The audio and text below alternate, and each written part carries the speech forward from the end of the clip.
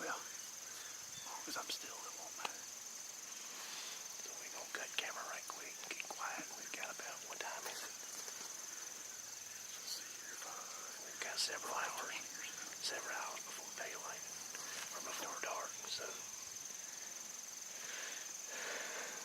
A little unorthodox, but This is just an observation set anyway. It's not like hunting season's here, so hopefully it's going to work out. hopefully we can see some bucks. I mean, we haven't seen a whole lot of bucks. A whole lot of sign, I should say, buck sign, but All the crap coming up from that river all the way up to where we're sitting was 95% buck crap. With does in between, so I'm hoping these bucks are using this field in the evenings for food. We found a really good spot where we think they're bedding. And this is definitely between this and that cornfield. It's their food source, definitely. There's no doubt. It's the only field around with any kind of, crop type food. So this little area is gonna feed us good early season all the way to late season. So pretty confident in this spot. it's some of the best sign we've seen so far. We've got this in another spot that if they don't produce deer, I better just quit hunting. I ain't gonna do that. Me and Ben's got a bet going.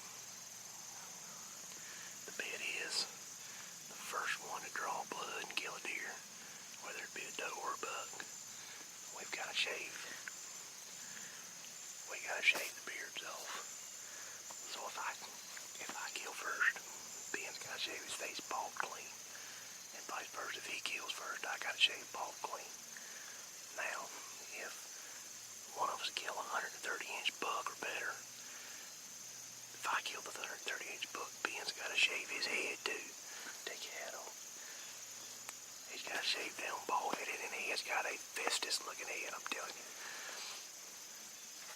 Me, on the other hand, I've got to let my hair grow out for 6 months. So that's going to be a sign, or that's going to be a sight. So I guarantee I'm going to shoot the first thing that comes by, spots or anything, so he can shave his face. And then the buck, that's just going to be anybody's game. But the stickler is it's got to be on public land, so we'll see how it goes. Have a little fun with it. Alright. This is all pretty new to us. We're going to get at it. We're going to sit down here, get quiet. But we'll be back here in a little bit. This is Paul Helms and Ben Power. We ain't come up with a name for our hunting thing yet, so we're still working on it. I got a YouTube channel under Stick and String Life, but that don't really have a lot to do with hunting, really. So we're gonna figure it out. I like the Dread Assassins. I don't know, you let us know. Sound like a bunch of ninjas. Drop a comment down below and let us know what you think our hunting name of our channel should be. So I'm going Dread Ninjas. Ben, I don't know, he ain't come up with really nothing yet. That's kind of hard though, coming up with a name as the staple of who you are. I just want to shoot something. Yeah, me too. Alright. We'll be back.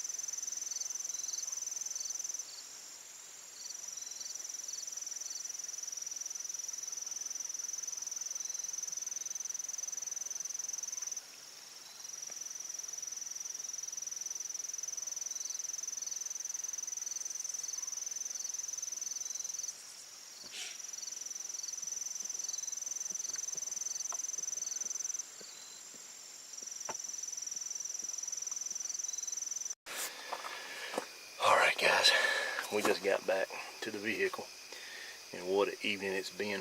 We started out with not real high expectations. We've been to this spot probably, I don't know, man. Let's get back up, not this way. There we go, now we're center. We scouted this spot probably 4 times over the last 3 weeks, 4 weeks. And we've seen a little sign, but nothing real major. We got deer blowing in the beans over here. But we got back there.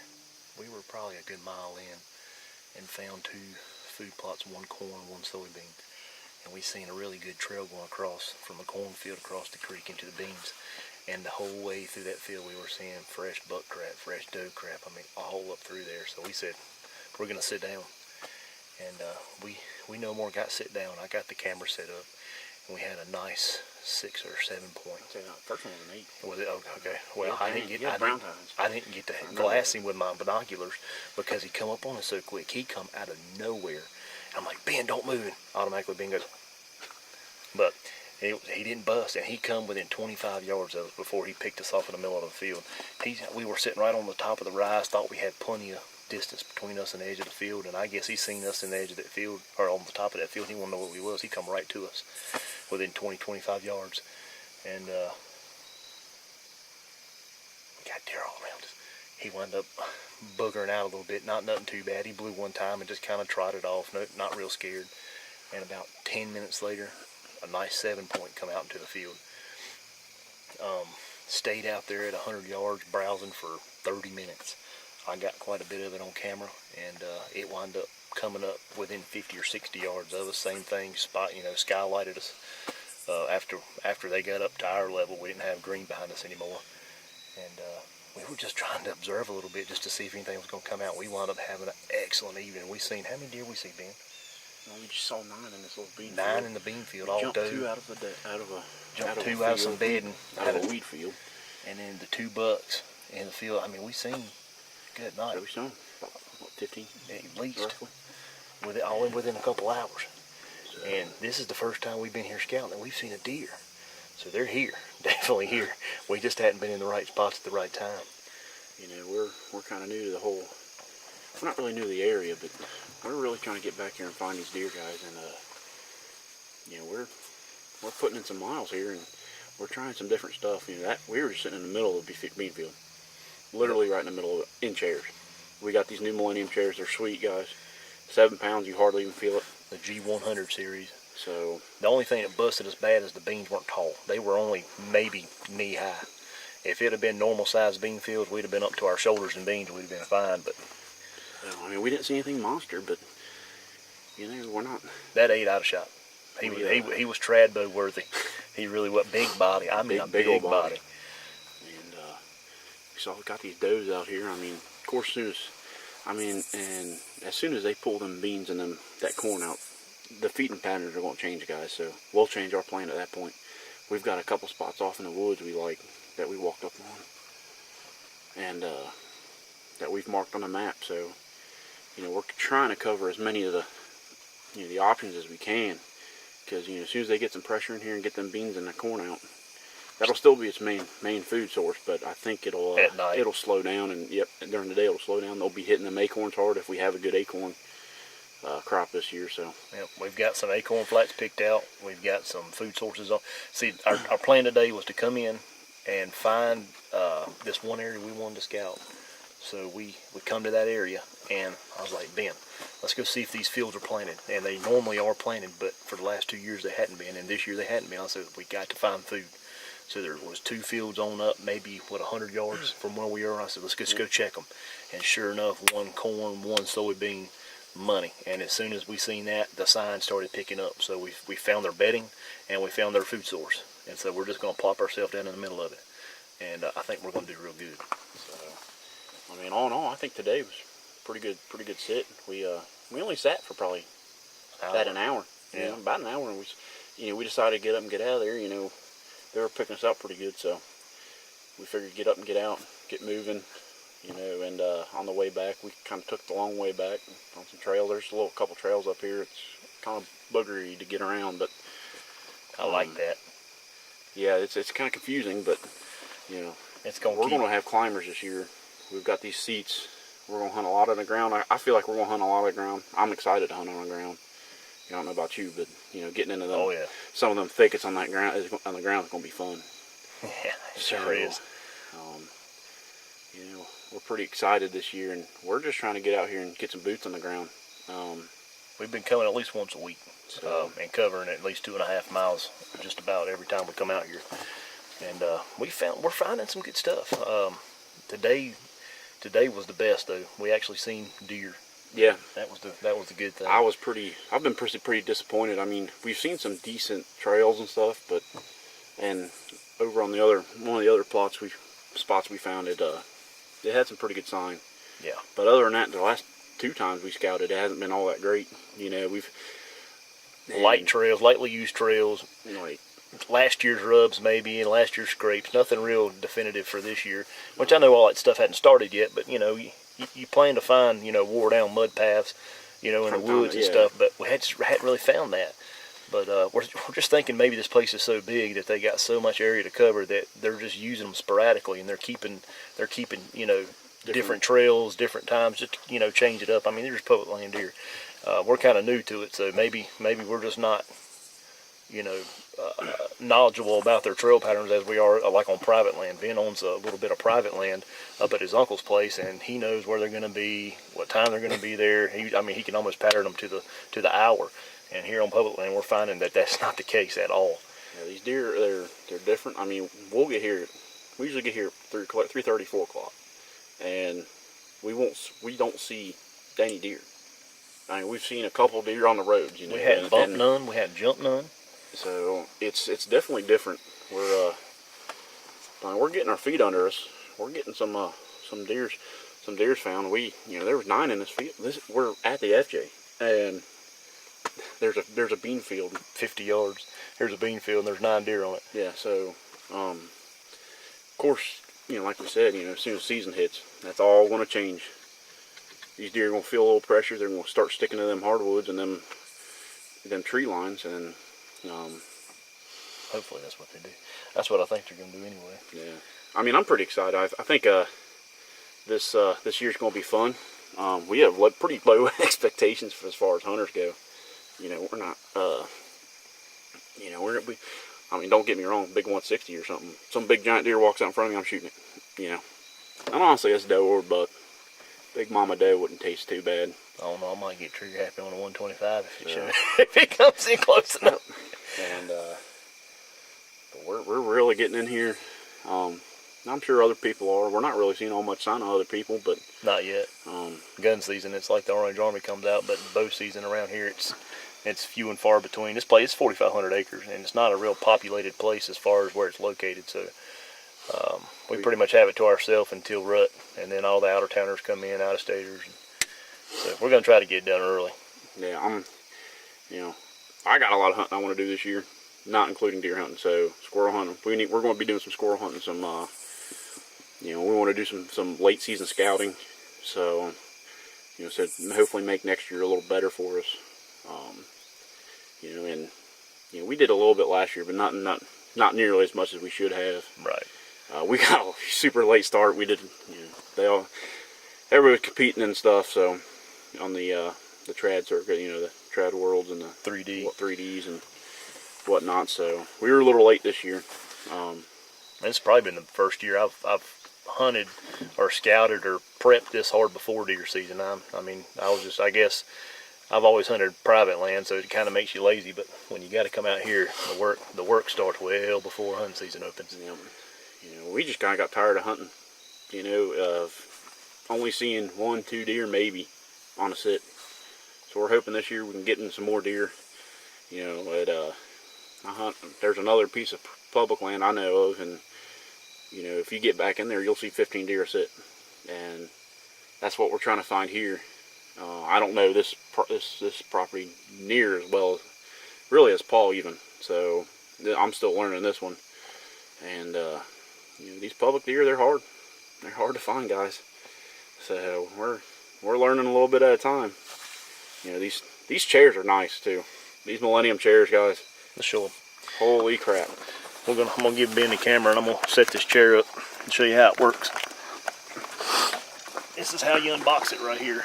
And it has a really nice carry handle. Just in case, if you don't have anything to lash it to, it'll go around your back, sit right on your back like there. I carried it the whole time that way. And you can walk around with it. It doesn't swing around a lot. I attached mine to the back of my backpack. If I hadn't had my backpack all tore apart, I'd show you. But literally, they've got a pouch underneath. You take your legs out. Got a ball joint. Pop it in. Make